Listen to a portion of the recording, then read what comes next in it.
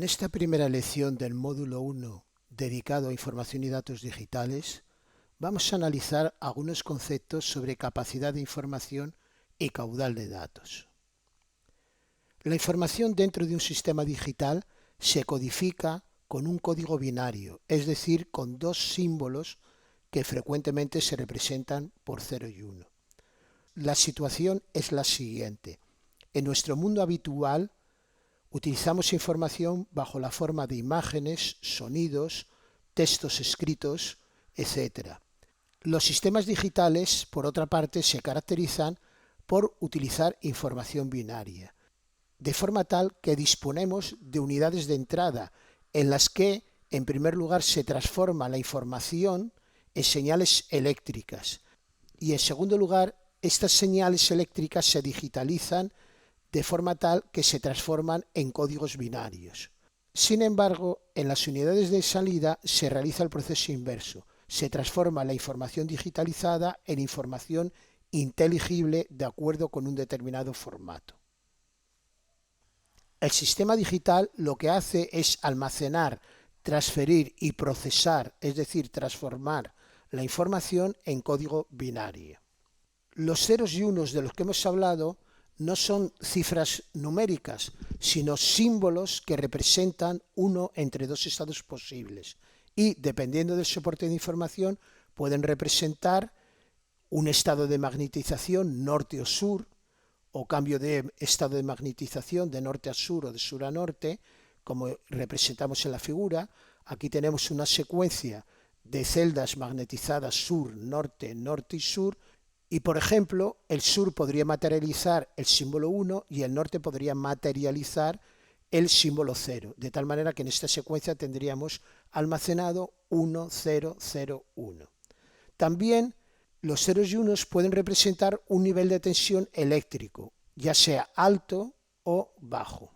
Aquí, por ejemplo, tendríamos una secuencia con el código 0, 1, 1, 0, 0, 0, 0, 1. El nivel bajo podría ser 0 voltios y el nivel alto podría ser, por ejemplo, 5 voltios. También los ceros y unos podrían representar un valor de corriente, por ejemplo, 16 miliamperios y 0 miliamperios. Un 1 sería una corriente de 16 miliamperios cuando este conmutador estuviese cerrado, es decir, en la posición on, y en este otro caso tendríamos un paso de corriente nulo, 0 miliamperios, por estar el conmutador abierto. El conmutador estaría en estado off. También los ceros y unos podrían simbolizar o representar niveles de luz, presencia de luz o ausencia de luz. Supongamos que el 1 corresponde a presencia de luz y el 0 ausencia de luz, con lo que en esta secuencia tendríamos representada 1, 0, 0, 1. El bit es la unidad más elemental o capacidad mínima de información. Es una posición o variable que toma el valor 0 y 1. Como el bit es una unidad muy pequeña, con frecuencia se utiliza el byte. El byte en la actualidad se considera como sinónimo de grupo de 8 bits, aunque históricamente representaba el número de bits necesarios para almacenar un carácter, una letra, una cifra numérica, etc. Vamos a ver algunos ejemplos de bit y byte. Supongamos que tenemos el texto hay24. La H se podría codificar como 01001000, que si por ejemplo este carácter lo visualizaremos con presencias y ausencias de luz, pues tendríamos así: bombilla apagada, bombilla encendida, bombilla apagada, bombilla apagada, bombilla encendida, bombilla apagada, bombilla apagada, bombilla apagada. Esta secuencia representa la H mayúscula en un determinado código. Por otra parte, la A, el segundo carácter del texto que estamos viendo como ejemplo, se codificaría con 01100001.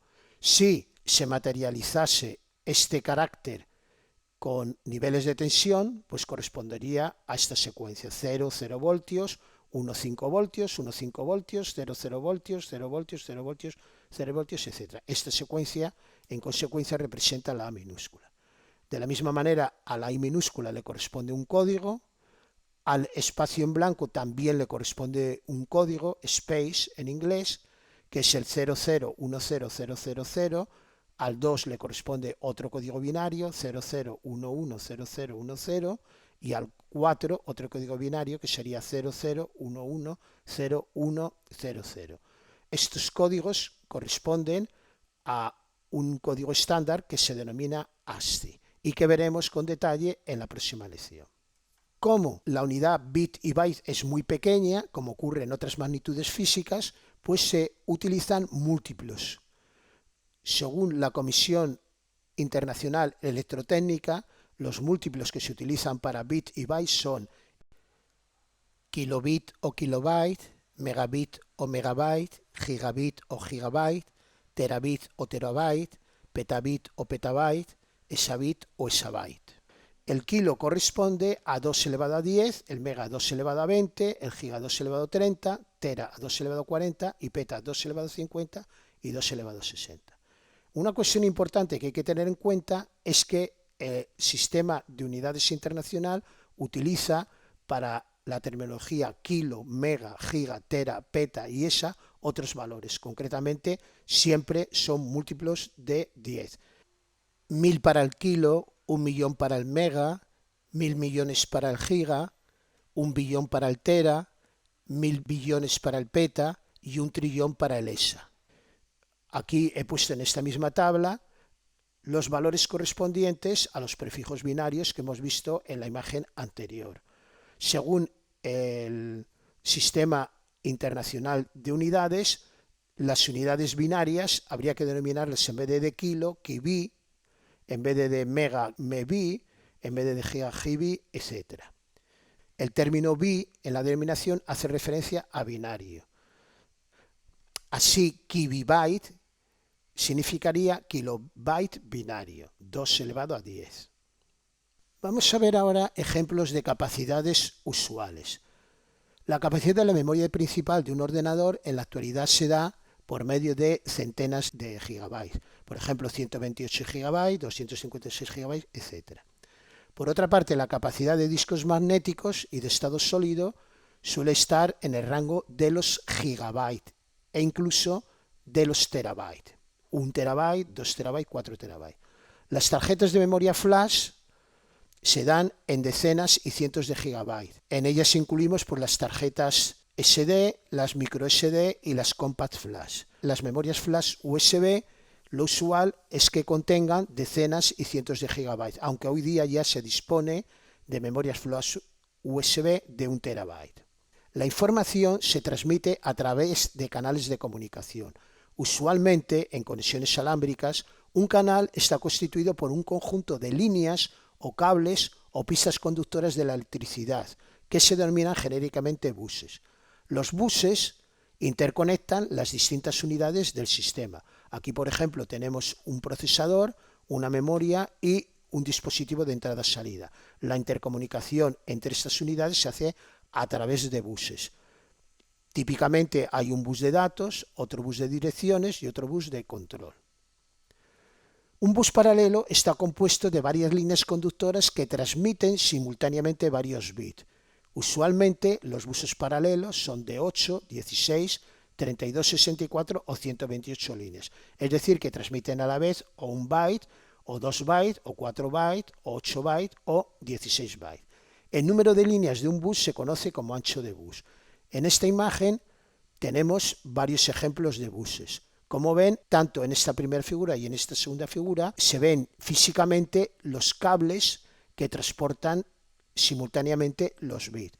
En una tarjeta de circuito impreso podemos ver las pistas doradas, son estos caminos dorados, y vemos que hay una serie de buses paralelos, donde la información se transmite en paralelo.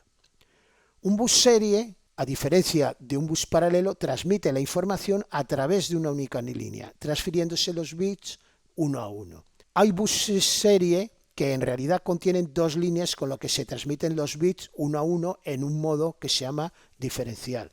Con este modo se reduce considerablemente los efectos de las interferencias como ruido magnético. Un ejemplo de bus serie que utiliza el modo diferencial es el bus USB. En este bus tenemos 4 líneas, 2 líneas para la alimentación, 5 voltios, y 0 voltio, y luego tenemos dos líneas o cables que transfieren en modo diferencial el bit. En un instante dado solo se puede transmitir la información en un sentido, aunque en otro instante después se puede transmitir en sentido contrario. Este tipo de comunicación, de transmisión, se denomina half duplex. ¿Cómo se mide la rapidez en la transmisión?